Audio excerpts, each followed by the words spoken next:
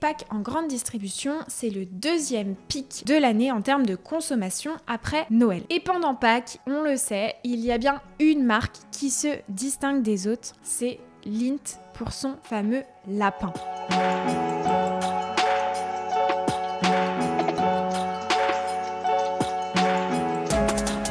Pâques demeure une des fêtes les plus importantes de la religion chrétienne. Elle célèbre la résurrection de Jésus-Christ le 3e jour après sa mort. Mais quel est le lien entre Pâques, les chocolats, les lapins et tout le business qui gravite autour de cette fête ? Pâques a plusieurs significations en fonction de l'histoire des religions. Cette fête est synonyme de fin de carême, de renouveau, de début du printemps. Mais quel est le rapport entre l'œuf et le chocolat ? Eh bien, il faut remonter au Moyen-Âge pour comprendre ce lien. Pendant le carême, la religion voulait que les fidèles se privent et ne mangent donc que des fruits et des légumes, se privant de tout ce qui pouvait être animal. Il était donc prohibé de consommer des œufs. Les œufs étaient donc décorés et réservés pour célébrer la fin du carême. Et c'est à la fin du XVIIIe siècle qu'on eut l'idée de remplir ces œufs de chocolat. Les premiers œufs entièrement en chocolat ont fait leur apparition au XIXe siècle grâce aux avancées technologiques dans le travail du cacao et la diversification des formes proposées par les moules. L'œuf en chocolat est donc devenu emblématique de Pâques en raison de sa symbolique riche. Bon, sachez que Pâques n'est pas fêté partout comme en France, et si Pâques en France rime avec indigestion et gosses qui courent partout dans le jardin, ce n'est pas du tout la même dans les autres pays. Par exemple, en Pologne, on s'asperge d'eau pour se purifier de tous les péchés de l'année, un peu en mode spring break pendant Pâques. En Australie, ce n'est pas le lapin de Pâques, mais le bibli qui apporte les œufs aux enfants. Alors pour la petite histoire, ce petit animal, un truc entre la souris et le mini kangourou, vivrait dans le désert et est en réalité en voie de disparition, et c'est pour sensibiliser les plus jeunes australiens qu'on concentre ces festivités autour de lui. Dans les pays de l'Est, pas question de manger du chocolat, on peint les œufs de vives couleurs et on se les offre en gage d'amitié. En Russie, c'est les œufs durs qui sont cuits avant avec du colorant, qui sont bénis avant d'être mangés le dimanche. Bon, perso, je trouve que c'est plus fun le chocolat.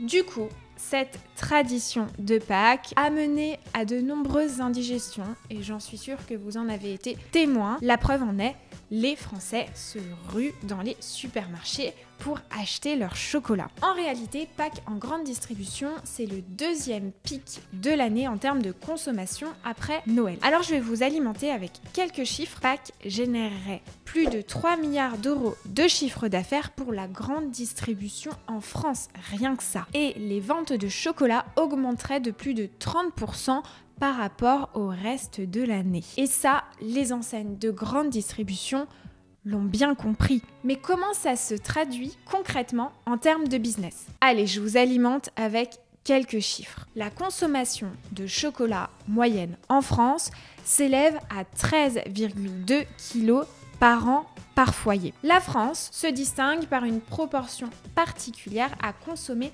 plus de chocolat noir que ses voisins européens. Effectivement, on note 30% contre 5% en moyenne en Europe. Il y a 3 segments qui représentent Pâques en France dans les supermarchés.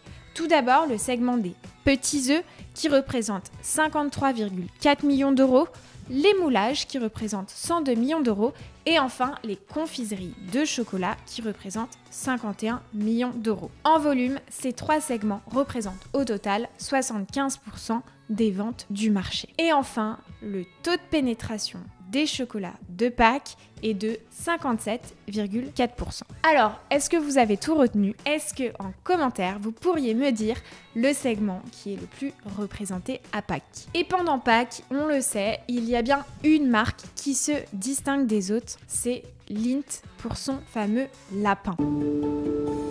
Pour Pâques, le délicieux chocolat Lindt se transforme en un irrésistible lapin or. Et quand tu fais sonner sa clochette, il se passe quelque chose de magique. Avec Lapin Or, savourez toute la magie de Pâques en famille par les maîtres chocolatiers Lindt. Mais alors comment Lindt s'est emparé du chocolat de Pâques et quelle est l'histoire derrière le lapin d'or ?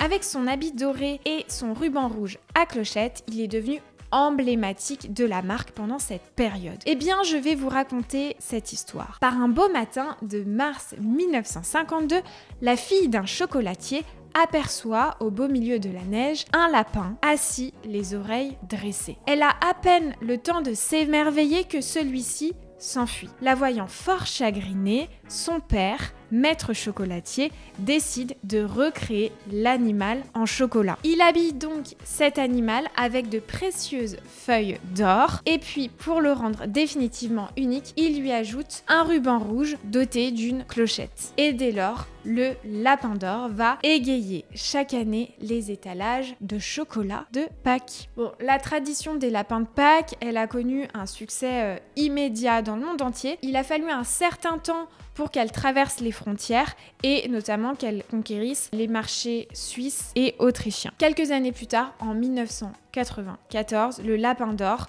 il est disponible de partout dans le monde. En Grande-Bretagne, aux États-Unis, en Suisse, en Autriche et même en Australie à l'autre bout de la planète. Alors, le lapin d'or, je suis sûre que pour les gourmands qui regardent Sans filtre ajouté, vous le savez, il a une particularité. Les maîtres chocolatiers ont créé 3 saveurs différentes. On a le lapin d'or au chocolat noir, au chocolat blanc et à la noisette et on peut les différencier grâce à leur ruban. Donc effectivement, on a pour le blanc un ruban blanc, pour le chocolat noir un ruban rouge et un ruban vert pour le croquant noisette. Et ce petit lapin, sachez qu'il aurait permis d'augmenter les ventes de Lindt en 2023 de plus 8% par rapport à l'année précédente. Rien que ça.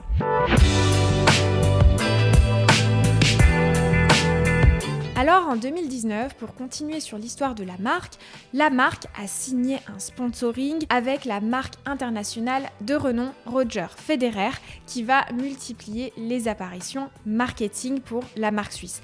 Et il l'affirme lui-même, j'adore Lindt depuis tout petit et je suis très fière de faire partie de cette famille. Alors selon Forbes, ce nouveau contrat pluriannuel, il est estimé à 20 millions de dollars sur la durée. Et ce dernier se classe on top du classement américain des sportifs qui ont été le mieux payés par le sponsoring. Effectivement, il aurait touché 58 millions de dollars entre juin 2016 et juin 2017, rien que ça.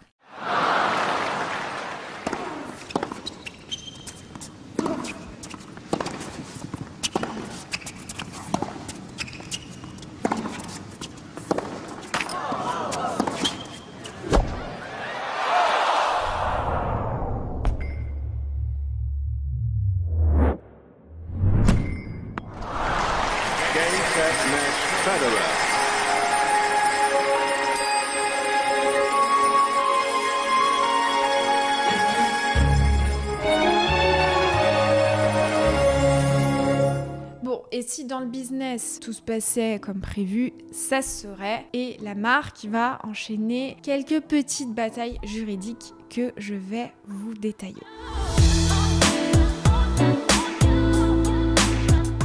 Alors quand on a une pépite d'or entre les mains, à savoir le lapin d'or de Lindt, eh bien c'est une vraie cash machine et on essaye de tout faire pour que ce fameux lapin ne fasse pas de petits. Il faut remonter 24 ans en arrière pour comprendre la bataille juridique à laquelle Lindt va se frotter pendant plusieurs années. Nous sommes en 2000 et Lindt dépose une marque communautaire tridimensionnelle pour ses chocolats et notamment pour son lapin de Pâques. L'année suivante, la marque a été enregistrée. Et par la suite, Lindt va intenter une première action en justice pour contrefaçon contre Franz Hautwirtz, c'est un chocolatier autrichien, et la marque accusait ce dernier de produire et de commercialiser un lapin en chocolat similaire, ce qui risquait de créer la confusion auprès des consommateurs. Alors évidemment, le chocolatier a répliqué en demandant la nullité de la marque de Lindt, arguant de la mauvaise foi de cette dernière lors du dépôt de la marque. La Cour suprême autrichienne s'est saisie du litige et a estimé que les lapins en question étaient effectivement similaires au point de créer confusion. Donc la marque Lindt a remporté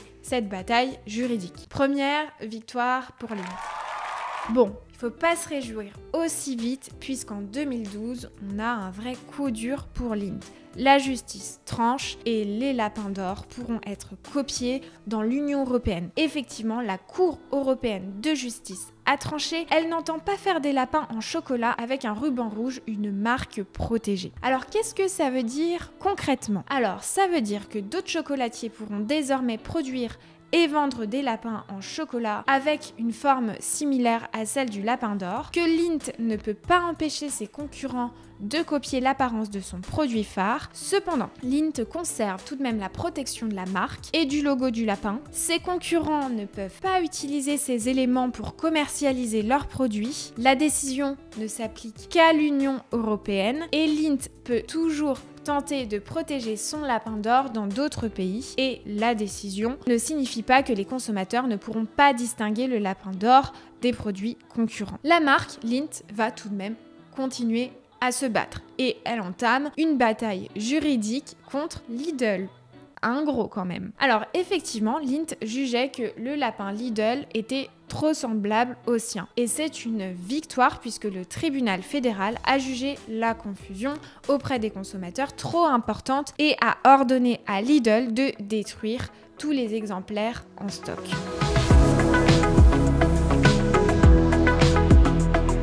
Bon, du lapin à l'ourson, il n'y a qu'un pas, et voilà que Lidl souhaite développer les mascottes animales que la marque a à son actif et le fait avec l'ourson en chocolat. Et devinez la marque auprès de laquelle ça ne sera pas passé inaperçu, Haribo. Alors ni une ni deux, la marque a aussi tenté une action en justice. Effectivement, la marque reprochait depuis des années au groupe suisse de copier ses oursons en gélatine. Le tribunal a tranché, je cite, « La vente par Lindt de figurines en chocolat ayant la forme d'un ours emballé avec un papier doré et avec un ruban rouge ne représente pas une atteinte ni à la marque ni une imitation illicite des produits gélifiés. » Comme quoi, parfois, ça vaut le coup de se battre.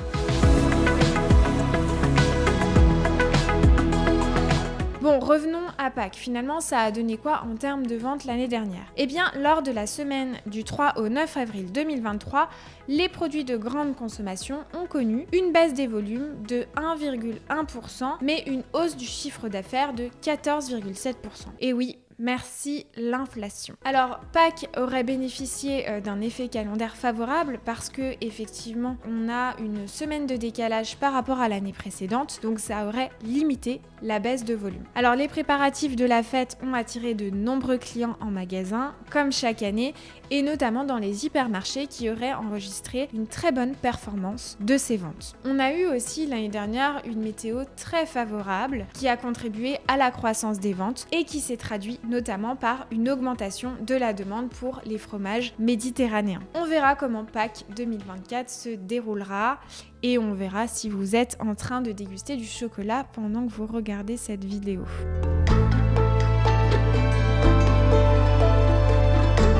Alors voilà, le succès du lapin de Pâques Lindt a inspiré de nombreuses marques, a eu un impact majeur sur l'industrie du chocolat pendant ce temps fort et ça a aussi donné des idées à d'autres acteurs pour aller toujours développer l'innovation. Et je vous propose de conclure cette vidéo par une initiative qui a particulièrement marqué mon attention l'année dernière et c'est une innovation Milka. La marque s'est donné une belle mission d'offrir aux enfants aveugles et malvoyants l'opportunité de vivre pleinement cette saison majeure pour les enfants et a doté son lapin de Pâques d'un phare sonore pour retrouver facilement ce petit lapin. Cette signature aurait permis à plusieurs enfants malvoyants de pouvoir chasser les œufs et les lapins comme n'importe quel autre enfant. Alors moi je m'appelle Vic, j'ai 9 ans Bonjour, je m'appelle Jienne, j'ai 12 ans. Je m'appelle Nicolas. Je m'appelle Morgane, j'ai 8 ans. En fait, moi aussi, c'est ma noyant comme Erwan. C'est une maladie où je vois que la lumière, en fait. Et voilà, quoi. Nicolas est un petit garçon courageux. Ils peuvent presque tout faire. Pas tout.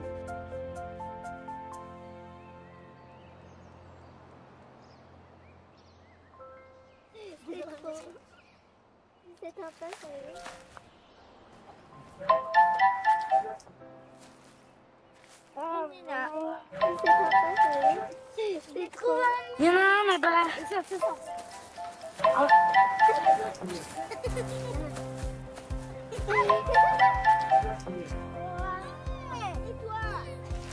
Vous n'avez pas encore trouvé?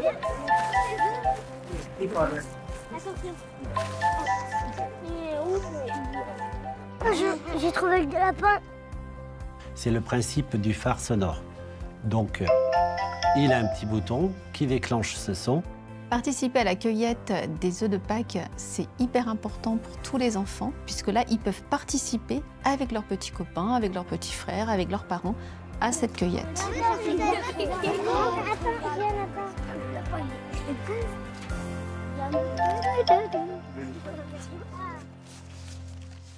Finalement, aujourd'hui, je me dis que sa différence, elle en fait une force, vraiment, et que rien n'est impossible, en fait. On était vraiment hyper contents du résultat et de se dire, eh ben, ils peuvent faire comme les autres.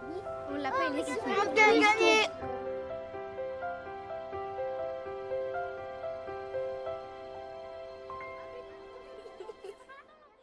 Merci d'avoir regardé cette vidéo. N'hésitez pas en commentaire à me dire d'autres idées que vous aimeriez que je sorte sur cette chaîne ou sur ce podcast. Et je vous souhaite de très belles fêtes de Pâques. À très bientôt.